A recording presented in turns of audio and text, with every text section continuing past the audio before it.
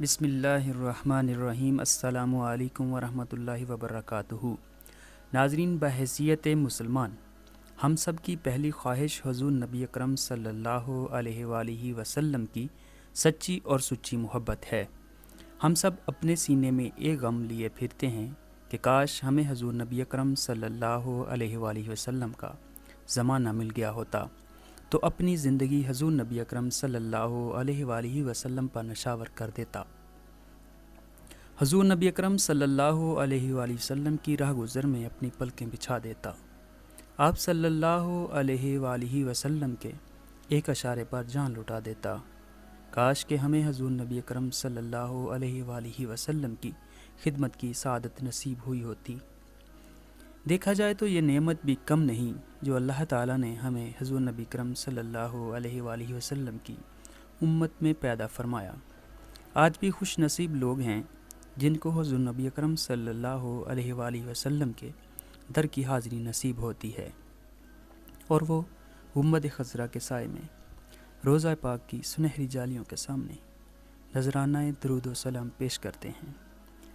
حضور نبی اکرم صلی اللہ علیہ وآلہ وسلم کا ارشاد گرامی ہے، جس نے میری قبر کی زیارت کی اس کو میری شفاعت ضرور نصیب ہوگی، بلکہ یہاں تک ارشاد فرمایا کہ اس پر میری شفاعت واجب ہو گئی۔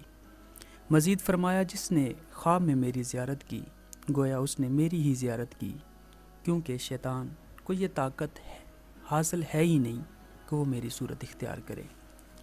اولیاء اور صالحین کے معمولات میں کثرت درود و سلام ہی ایک ایسا نسخہ کیمیا ہے جس کی برکت سے زیارت رسول صلی اللہ علیہ وآلہ وسلم ممکن ہوتی ہے۔ ناظرین، کتب سیرت کو اگر دیکھا جائے تو اس میں مولا کائنات حضرت علی کرم اللہ وجہ الکریم نے حضور نبی اکرم صلی اللہ علیہ وآلہ وسلم کا جو حلیہ مبارک بیان فرمایا ہے، اس حلیہ مبارک کا تصور ذہن میں جمع کر جب ہم درود و سلام بارگاہ رسالت مآب میں پیش کریں گے تو یقیناً خواب میں حضور نبی اکرم صلی اللہ علیہ وآلہ وسلم ضرور کرم فرمائیں گے۔ ناظرین، حضرت علی کرم اللہ وجہ الکریم حضور نبی اکرم صلی اللہ علیہ وآلہ وسلم کا حلیہ مبارک بیان کرتے ہوئے فرماتے ہیں، آپ صلی اللہ علیہ وآلہ وسلم نہ تو بہت دراز قد تھے اور نہ ہی آپ صلی اللہ علیہ وآلہ وسلم بہت پستہ قد تھے، بلکہ میانہ قد تھے۔ حضور نبی اکرم صلی اللہ علیہ وآلہ وسلم کے بال مبارک نہ تو بہت گھنگریالے تھے اور نہ ہی بالکل سیدھے تھے، بلکہ قدر خمیدہ تھے۔ نہ آپ صلی اللہ علیہ وآلہ وسلم بھاری برکم تھے اور نہ ہی دبلے پتلے، اور آپ صلی اللہ علیہ وآلہ وسلم کے چہرے مبارک میں کچھ گولائی تھی۔ رنگ مبارک سرخی مائل سفید تھا، چشمان مقدس سیاہ، پلکیں دراز، جوڑوں کی ہڈیاں موٹی تھیں، مونڈوں کے سرے اور درمیان کی جو جگہ تھی وہ بھی پرگوشت تھی۔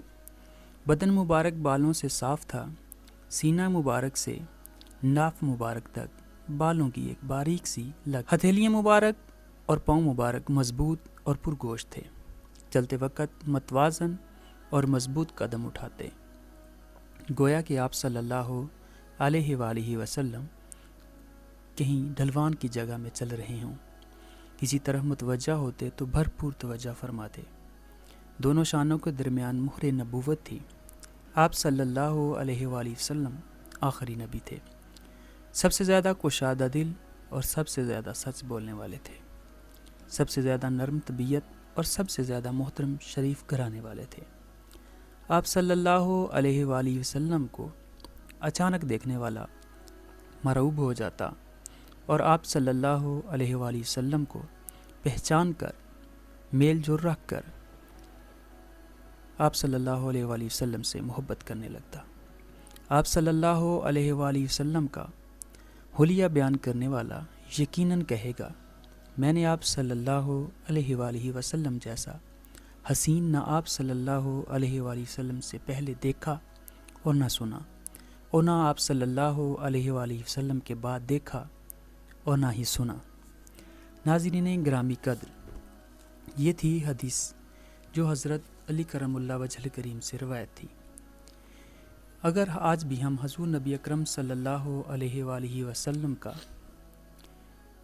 حدیث مبارکہ میں جو حضرت علی کرم اللہ وجہ کریم سے مروی ہے وہی حلیہ مبارک تصور کر کے حضور صلی اللہ علیہ وآلہ وسلم کی بارگاہ میں نذرانہ عقیدت درود و سلام کی شکل میں پیش کریں تو یقیناً ہمیں دارائن کی سعادتیں مل سکتی ہیں۔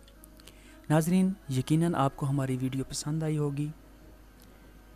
اگر آپ کو ہماری ویڈیو پسند آئی ہے تو ہمارے یوٹیوب چینل شورکو ٹی وی کو ضرور سبسکرائب کریں، بیل آئیکن کو ضرور دبائیں تاکہ ہماری آنے والی تمام ویڈیوز آپ تک پہنچتی رہیں۔ السلام علیکم ورحمۃ اللہ وبرکاتہ۔